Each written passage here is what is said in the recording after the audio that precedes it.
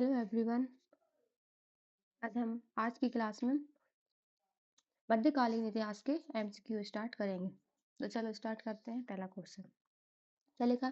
किस यात्री ने अपने लेख में खजुराहो मंदिर का उल्लेख किया था? किस यात्री ने अपने लेख में खजुराहो मंदिर का उल्लेख किया था? इसका आएगा ऑप्शन नंबर ए, इब्न बतूता ने। क्या लिखा है इब्न बतूता के बारे में? यहाँ पर इब्न बतूता अफ्रीका महाद्वीप के मोरक्को देश से आया था।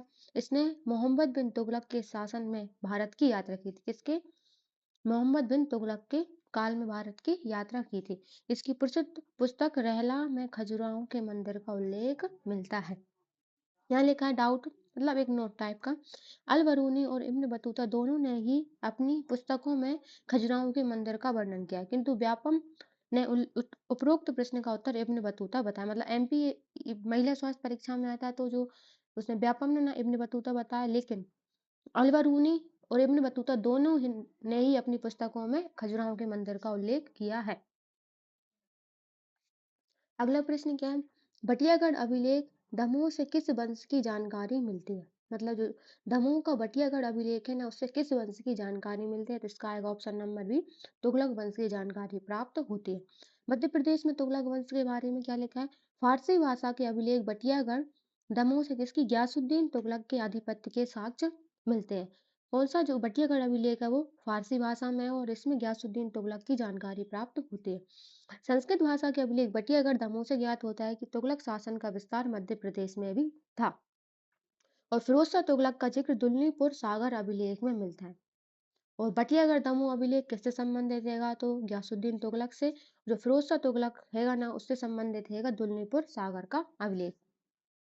अगला प्रश्न क्या है? दिलावर खां गौरी का वास्तविक नाम क्या था? यहाँ क्या पूछा? दिलावर खां गौरी का वास्तविक नाम पूछा है, तो आएगा option number A, Hussain Dilawar Khan Ghauri का वास्तविक नाम था।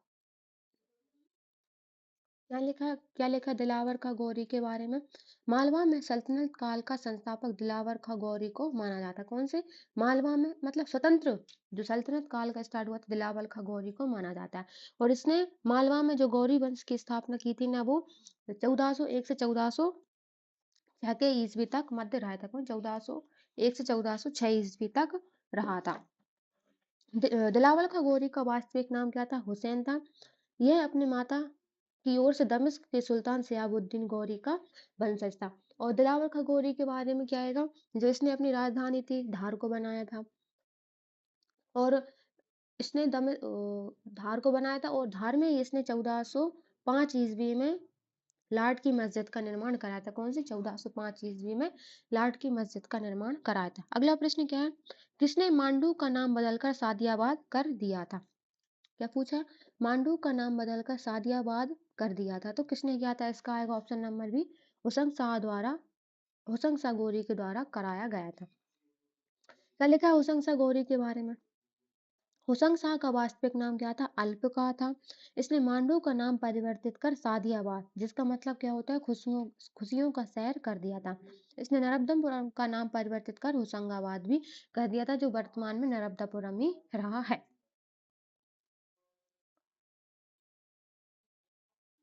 अगला प्रश्न क्या है?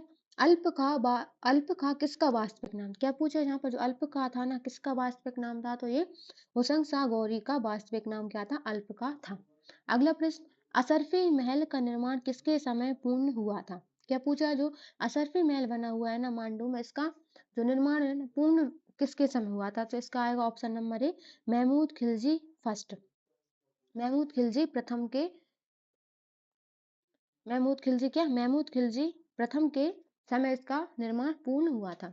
यहाँ क्या लिखा है असरफी महल के बारे में? यह धार जिले के मांडू में स्थित हैगा। यह प्रारंभिक मदरसा था। मतलब जो मांडू असरफी महल का निर्माण कराया गया था, वो एक मदरसा था। इसकी नींव हुसंग शाह ने रखी थी, लेकिन इसका निर्माण कार्य महमूद खिलजी प्रथम के समय पूर्ण हुआ था। अगला प्रश्न क्या है? किस मालवा के शासक ने मादक वस्तुओं पर प्रतिबंध लगा दिया था? क्या पूछा है? जो मालवा का वह कौन सा शासक था जिसने मादक वस्तुओं पर प्रतिबंध लगा दिया? तो इसका आएगा option number D, Ghiyasuddin Khilji. क्या लिखा है गयासुद्दीन खिलजी के बारे में? मालवा में मादक वस्तुओं पर प्रतिबंध किया था। गयासुद्दीन खिलजी ने मेदिनी राय को चंदेरी का राज्यपाल नियुक्त किया था। ये आएगा, मतलब इंपॉर्टेंट क्वेश्चन माना जाता है इसको, कि चंदेरी का राज्यपाल मेदिनी राय को किसने नियुक्त किया था? तो किसने किया था? गयासुद्दीन खिलजी के द्वारा कराया गया था। और इसने हिंडोला महल व चंपा बावड़ी का निर्माण भी कराया था। किसने? गयासुद्दीन खिलजी के द्वारा। अगला प्रश्न क्या है? उज्जैन में कालियादेव पैलेस का निर्माण किसने कराया था? तो किसने कराया था उज्जैन में कालियादेव पैलेस का निर्माण? तो इसका आएगा option number B, Nasir Shah के द्वारा उज्जैन में कालियादेव पैलेस का निर्माण कराया गया था। यहाँ क्या लिखा है नासिर शाह के बारे में? गयासुद्दीन की मृत्यु के बाद नासिर शाह मालवा की गद्दी पर बैठा था और इसने उज्जैन में कालियादेव पैलेस का निर्माण कराया था। इसने अल्प समय के लिए शासन किया व इसकी मृत्यु उज्जैन के निकट हो गई थी। अगला प्रश्न क्या है? हाल ही में मध्य प्रदेश सरकार ने रानी पद्मावती स्मारक बनाने का निर्णय लिया है। कहाँ पर लिया है? हाल ही में मध्य प्रदेश सरकार ने रानी पद्मावती स्मारक बनाने का निर्णय लिया है। कहाँ पर लिया है? तो भोपाल में। हाल ही में मध्य प्रदेश सरकार ने रानी पद्मावती स्मारक बनाने का निर्णय कहाँ लिया? राजधानी भोपाल में लिया है कि पद्मावती स्मारक कहाँ बनाई जाएगी? भोपाल में। अगला प्रश्न क्या है? गुजराती शासक बहादुर शाह ने मांडू पर के शासन पर आक्रमण किया। तो मतलब बहादुर शाह ने जब मांडू पर आक्रमण किया था तो उस समय मांडू का शासक कौन था? तो इसका आएगा option number A, Mahmud Shah था उस समय शासक। क्या लिखा है महमूद शाह के बारे में? महमूद शाह को महमूद खिलजी द्वितीय भी कहा जाता था। क्या बोला जाता था? महमूद खिलजी सेकंड। इसके समय गुजराती शासक बहादुर शाह ने मालवा पर आक्रमण कर मांडू पर अधिकार कर लिया था। किस पर? मांडू पर अधिकार कर लिया था। किसने? बहादुर शाह प्रथम ने। वो कौन? एक गुजराती शासक था। अगला प्रश्न क्या आएगा? बायजीत खां किसका वास्तविक नाम था? यहाँ पर क्या पूछा है? जो बायजीत खां था उसका वास्तविक नाम क्या था? तो इसका आएगा ऑप्शन नंबर डी। कौन? बाज बहादुर को बायजीत खां कहा जाता था। बाज बहादुर के बारे में क्या लिखा है यहाँ पर? बाज बहादुर का वास्तविक नाम बायजीत खां था और रानी रूपमती के लिए इसने रेवा कुंड और रूपमती महल का निर्माण कराया था। कौन सा? रेवा कुंड और रूपमती महल का निर्माण कराया था। रूपमती और बाज बहादुर की समाधि राजगढ़ जिले के सारंगपुर में स्थित है। कहाँ पर? राजगढ़ जिले के सारंगपुर में स्थित है।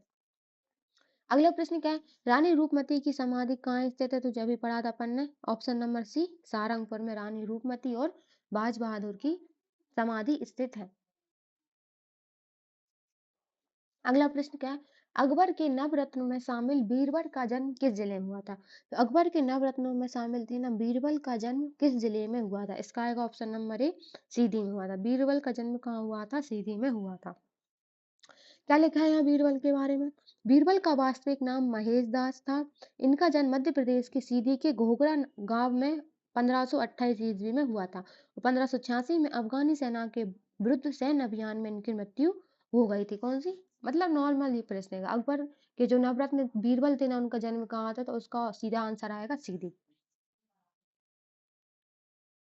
अगला प्रश्न क्या है? 1528 में बाबर ने किस शासक को हराया था? मतलब जो 1528 ईस्वी में युद्ध युद्ध हुआ था जो चंदेरी के शासक के साथ, तो उसमें किसको हराया था? तो इसका आएगा ऑप्शन नंबर ए, किसको? मेदिनी राय को हराया था। यहाँ क्या लिखा है मध्य प्रदेश में बाबर के बारे में? मुगल साम्राज्य के संस्थापक बाबर ने 1528 ईस्वी में चंदेरी के शासक मेदिनी राय को हराया था और बाबर ने पहली बार इस दौरान जौहर प्रथा भी देखी थी। और 1528 के जो चंदेरी के शासक मेदिनी राय को हराया था ना, इसी को चंदेरी का युद्ध भी कहा जाता है। और यहाँ चंदेरी में सर्वप्रथम बाबर ने जौहर प्रथा को देखा था। अगला प्रश्न क्या है? 1543 में शेरशाह सूरी ने मध्य प्रदेश के किस किले पर आक्रमण किया था? तो इसका आंसर क्या होगा? इसका आएगा ऑप्शन